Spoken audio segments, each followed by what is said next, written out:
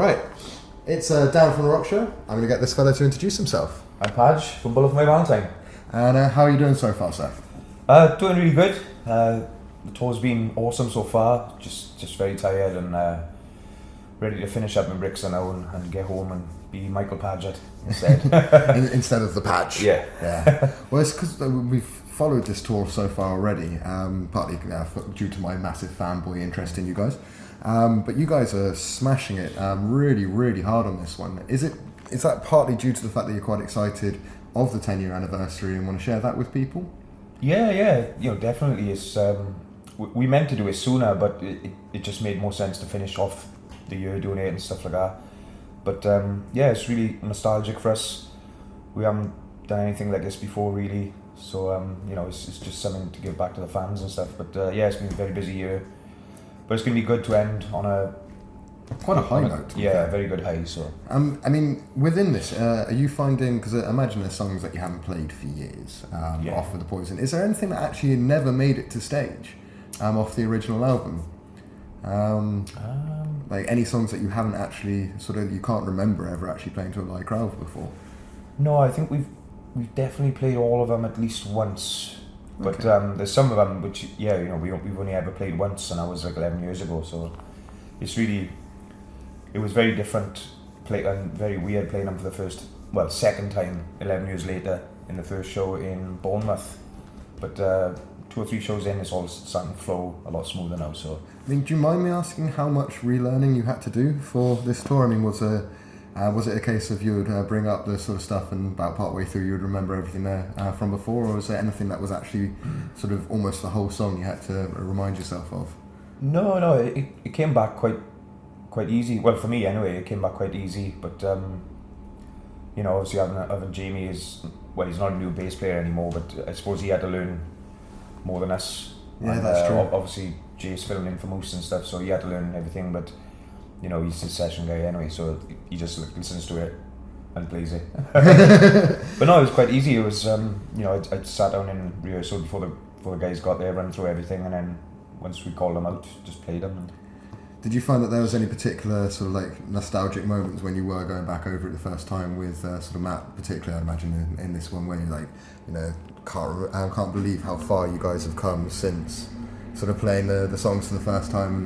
Because I imagine you've changed quite a lot as people, as well as sort of the band's obviously just gone up and up and up over the years. Yeah, it is very different. I think especially for Matt, the vocals are a lot different on that record compared to what he's doing lately now, for instance. And obviously the musicianship has really come along.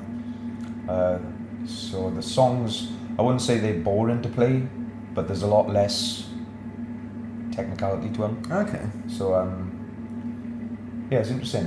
It doesn't really take off for me until about halfway through the set. But interesting. The kids love it. You look out and they're all singing the songs. And Manchester was mental the other night. It was probably one of the best shows all year. So.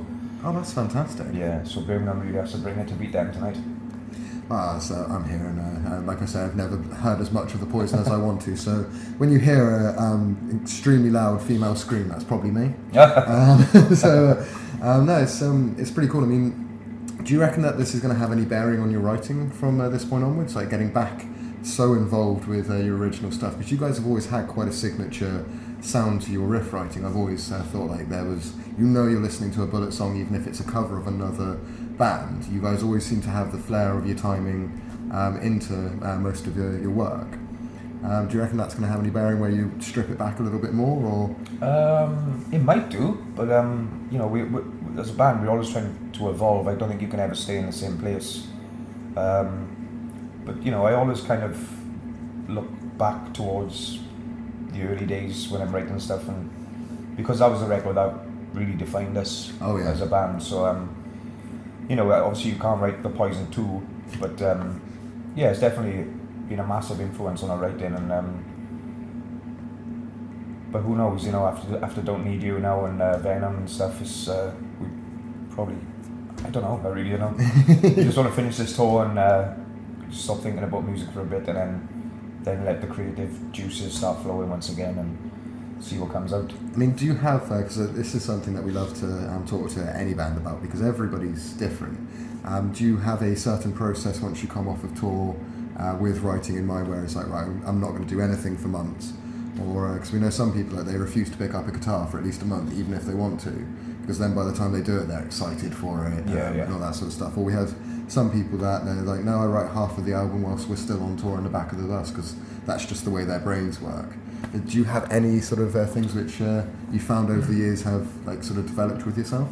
Well, I always say that, you know, I don't want to see another guitar, but usually the night after I get home, I'm in the kitchen playing a guitar, ironically enough. But no, you know, especially finishing for Christmas, I think we all need a month or two off at least before we start writing any riffs or even thinking about writing any songs.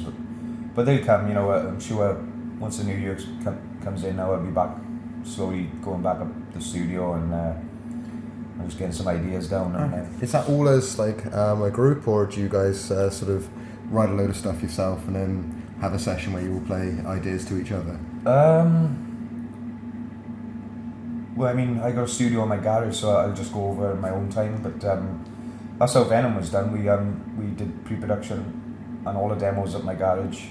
Nice. But you know, me, Moose, and Matt, and spent about 3 months up there, just writing songs and going through things and just making it as best as we can. And once we hit the studio, it was just bang.